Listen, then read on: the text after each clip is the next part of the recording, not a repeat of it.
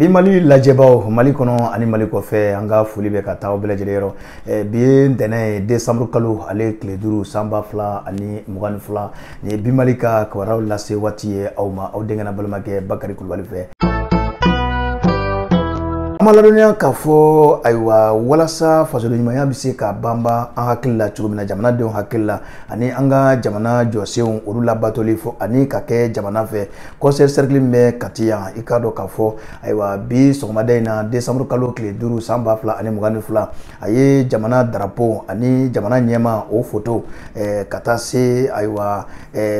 banw ani k'a dɔn k'a fɔ bureau kɔnɔminɛnw a y'o ta ni ka ɲɛsin Kati cercle a lycée public bɛɛ lajɛlen ma i k'a dɔn k'a fɔ ayiwa Kati cercle kɔnɔ yan nɔ i n'a fɔ lycée Mambi Siribe Prytanée militaire de Kati, lycée public mais Kalabankoro, lycée Ben Oumar Sy, lycée public mais Welesebugu, lycée public mais Sarangoroba, ani lycée public mais Nyamana. Kafara drapeau nga nya fo cogo min na min bɛ tali kɛ jamana ɲɛma ale photo la i k'a dɔn k'a fɔ ayiwa o bɛ a la ani sigilanbaw ka taa se bureau kɔnɔbaw ma ani chaise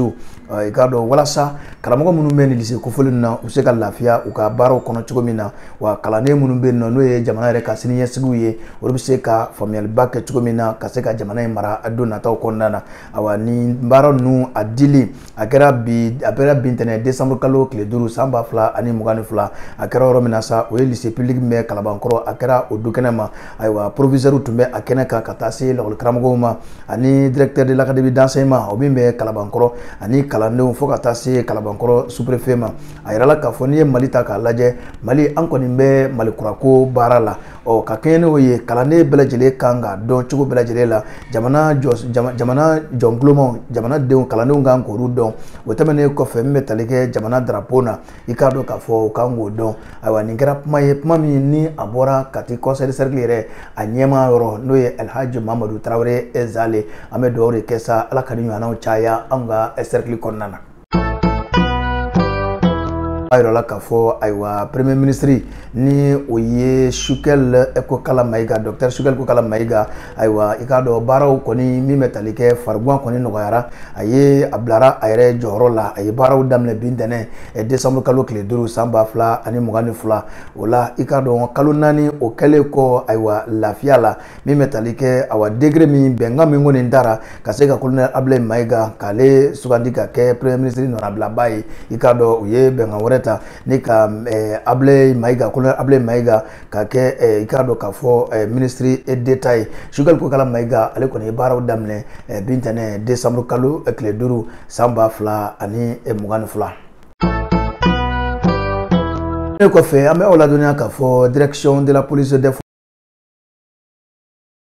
frontière i k'a dɔn k'a fɔ a maa 12 ko hakili kolo jo i k'a dɔn ni maa 12 min bɛ direction de la police des frontières la ayiwa k'an bɛ don min na ko bi u bɛ kalan kɛnɛ kan kalan min n'o bɛ sɛbɛnkolon n'o ye ayiwa i k'a dɔn k'a fɔ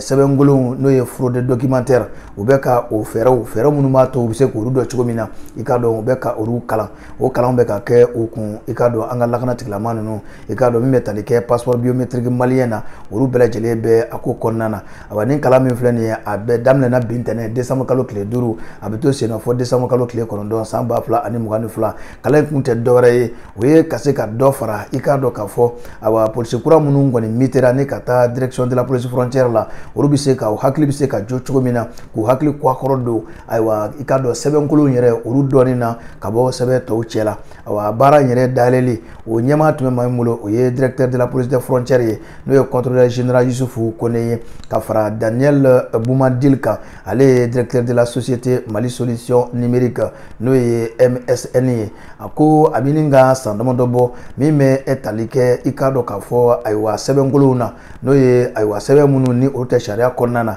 ani i k'a dɔn k'a fɔ ko baaraw barika ka bon anw ka jamana kɔnɔ yan walasa polisilakaw bɛ se ka faamuyali kɛ o faux document ninnu na i k'a dɔn ayiwa u bɛ k'u kalan u ka se ka jateminɛ kɛ ninnu na olu bɛ se ka tɔmɔ ka bɔ sɛbɛn lakikaw cɛla cogo min na. Kɔfɛ sɔrdasi 40 ani 6 min bɛ anw ka jamana kɔnɔ ani korowarikaw don n'u bɛ lasago la kabi juillet kalo tile 10 2022 u y'a yira k'a fɔ ayiwa farafinna tilebiyanfan o jɛkuluba min bɛ ni a bɛ wele ko CEDEAO k'u kɛmɛ ka bagabali kura ta ka ɲɛsin Mali ma i k'a dɔn kari tɛmɛnen décembre kalo tile 4 2022 ayiwa CEDEAO jamana ɲɛmaw n'o ye communauté économique des états de l'Afrique de l'Ouest u ye lajɛ dɔ kɛ n'o y'u ka lajɛ tako 62 ye lajɛ balalen i k'a dɔn ayiwa a kɛra Abuja Nigéria jamana kɔnɔna na u ye bɛnkan 3 ta bɛnkan ninnu lajɛ in yɛrɛ kɔnɔna na i k'a dɔn k'a fɔ ayiwa u ye a jira k'a fɔ lajɛ in kɔni kɛra min bɛ tali kɛ Mali jamana ɲɛma tun tɛ a kɛnɛ kan Laginɛ ta Burukina olu si tun tɛ a kɛnɛ kan o ye n'a fɔ kunnafoni b'a jira cogo min na ni lajɛ in kɔni i k'a dɔn k'a fɔ k'u kumana fɛn caman kɔni kan o fɛn ninnu na min bɛ tali kɛ jatewale tigilamaw olu kɛlɛli u da tur'o la ani yɛlɛmaw bɛ se ka don cogo min na i k'a dɔn jamana sariya sunbaw i k'a dɔn k'u da sera ninnu bɛɛ lajɛlen ma fo ka taa se bɛn ni kɛlɛya bɛ se ka sabati cogo min na ani i k'a dɔn k'a fɔ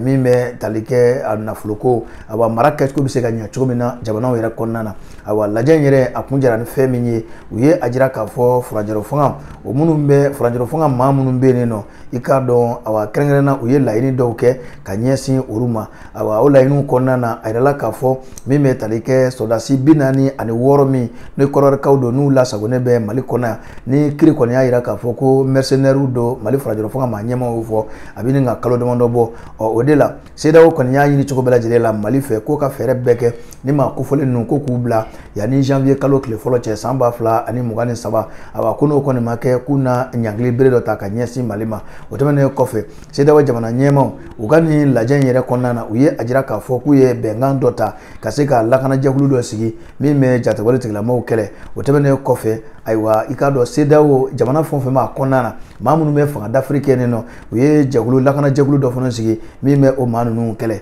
ayiwa bɛnkan wɛrɛ minnu ni o bɛ se ka to an hakili la o kɔni ye i k'a dɔn k'a jira k'a fɔ CEDEAO jamana ɲɛmaw i k'a dɔn k'u y'a jira k'a fɔ k'u bɛna Burkina Faso o camancɛ fanga bolo ayiwa k'u bɛna dɛmɛ ta ka ɲɛsin olu ma u ye a jira k'a fɔ ko Mali kan k'i kɛcogo dɔ cogo bɛɛ lajɛlen la Laginɛ Conakry ayiwa ni Ala sɔnna ko sigikafɔ o bɛna kɛ o kɔnɔna na walasa ko bɛ se ka sabati ye cogo min na nin ye hakilina minnu bɔra awa CEDEAO jamana ɲɛmaw u ka lajɛ min kɛra Abuja Nigéria kari tɛmɛnen décembre kalo tile 4 san 2022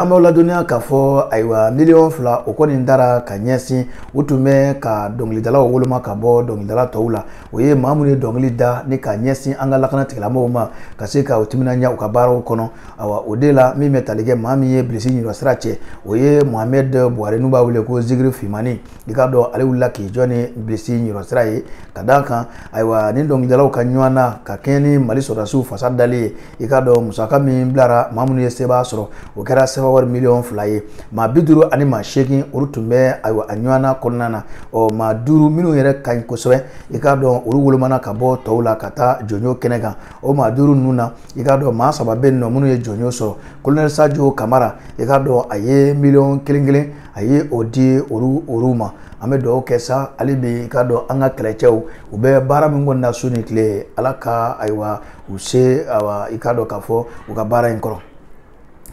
walasa ka bɔ kunnafoni kɔnɔna na an bɛ a kun cɛ ni ayiwa Burkina Faso jamana ye an b'a ladɔnniya k'a fɔ civil maa 6 olu kɔni fara kɛra bingali dɔ senfɛ min kɛra awa Ghana kɛrɛfɛ ani Togo kɛrɛfɛna na kari tɛmɛnen décembre kalo tile 4 2022 a kɛra wulafile yanfan fɛ Bamaji marifatigi dɔ k'olu y'u mɔnɔti ka don sigida dɔ kɔnɔ o bɛ sigida min wele ko Bitu awa kabu kɔni don na u kɔni ye ayiwa marifa kɔni ci baarakɛ jɛkulu dɔw la o marifa cilenw la maa 6 olu bunana u ni la i n'a fɔ kunnafoni sira min bɛ ni a bɛ wele ko Agence France Presse AFP olu bɛ a fɔ cogo min na o de y'a jira k'a fɔ lakana tigilama dɔ fana dantigɛli kɛ u ye k'a fɔ maa 6 o ni tora o ko la an bɛ dugawu kɛ sa Ala ka jamana kɔlɔsuma